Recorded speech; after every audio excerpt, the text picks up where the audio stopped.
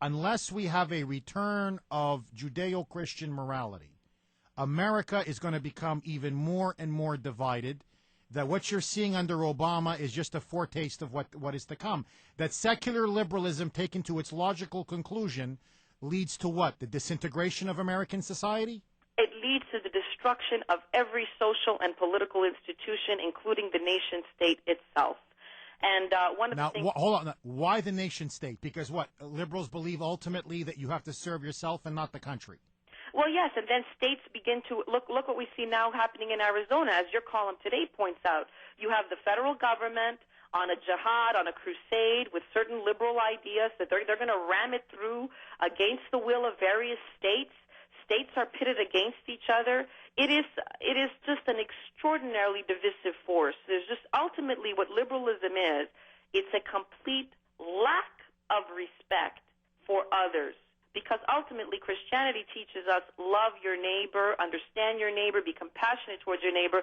Liberalism is just a radical agenda, and it leads always to some kind of totalitarianism. And as the totalitarians try to impose their will on others, there is a backlash, and that leads to splintering and disintegration. So are you saying if we continue under the liberal ruling class in America, that whether we like it or not, secessionism will eventually develop in America? Not today, not tomorrow, not 5 years from now, but looking in the long term. In other words, are you telling us this? I put you back in a time machine, in a time warp, and you're in 1820, and you're looking at the issue of slavery, and you're saying this nation cannot stand half slave and half free. This house is divided, and eventually there will be secession, there will be civil war, there will be breakup. Is that what you're telling us right now, that 30, 40, 50 years from now, unless the liberal regime is stopped, unless the liberal ruling class is stopped, eventually America will break up? I think that is absolutely inevitable. But I don't want to make my point in a negative way. I want the audience out there to understand a positive point. And the positive point is this. It is that Christianity unified the West. It is Christianity that unified America.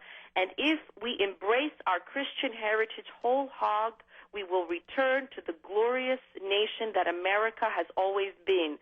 A united, strong, formidable, noble, and good nation. We have been talking to Dr. Grace Vuoto. You can see she's got all the intellectual firepower at the Edmund Burke Institute.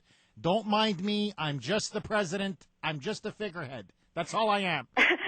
I'm just before you let me go. I'm just the guy that with the title that says president. That's all. That's it. She's basically the brains behind the whole operation. All right. Before I let you go, I'll let you say a couple quick words, but they can read your column, www.edmundburke, B-U-R-K-E, institute.org. Dr. Grace Vuoto, V-U-O-T-O is how you spell her last name. All right, Dr. Grace, I'm up against a hard break. You got like 20 seconds. Go. Jeff, what is the great landmark event in our lives this week? I don't know. What is it? What did we celebrate? What did we celebrate? It's our 14th. Oh, our wedding anniversary. Whoa, ho, ho, whoa. Our wedding anniversary. Can you tell your audience how it is that you remember the year that we were married? That was the year Bob Dole challenged Bill Clinton, and I told everybody at my wedding, Bob Dole doesn't have what it takes to beat that gangster. If you remember, I was doing the rounds telling everybody at our wedding that Bob Dole will not topple that gangster in 1996. And I said the only way to get rid of that, I used it, that guy, that SOB, but I spelled it out to people. But I was like, that SOB is to impeach him. And they did, but they couldn't convict him. But that's why I always remember we got married in 1996. I know, you need politics. July 27th, 1996. Politics is your memory hook for the best day I'm very happily married. I can't tell you how happily married I am. It's been the best 14 years of my life. And I got to tell you, to me, what's been extra special has been my wonderful Italian in-laws. Your sisters, your Italian mother-in-law. I have to tell you, if it wasn't for my Italian in-laws, my marriage would not be as happy as it is today. I love your family almost as much as I love myself. I thank the Lord for your family every day. I have to say, we get a chance to celebrate alone this weekend. Guess who's coming early next week? No! They're all coming! Your in-laws, no, my in-laws are coming back. Oh, no. Oh. Have a good show! Thanks. Oh, you just broke my back.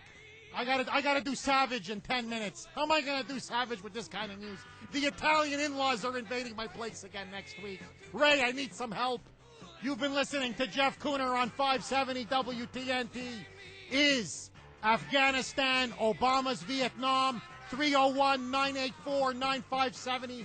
I'll take all your calls right after this break. This is the Cooner Man, both guns blazing.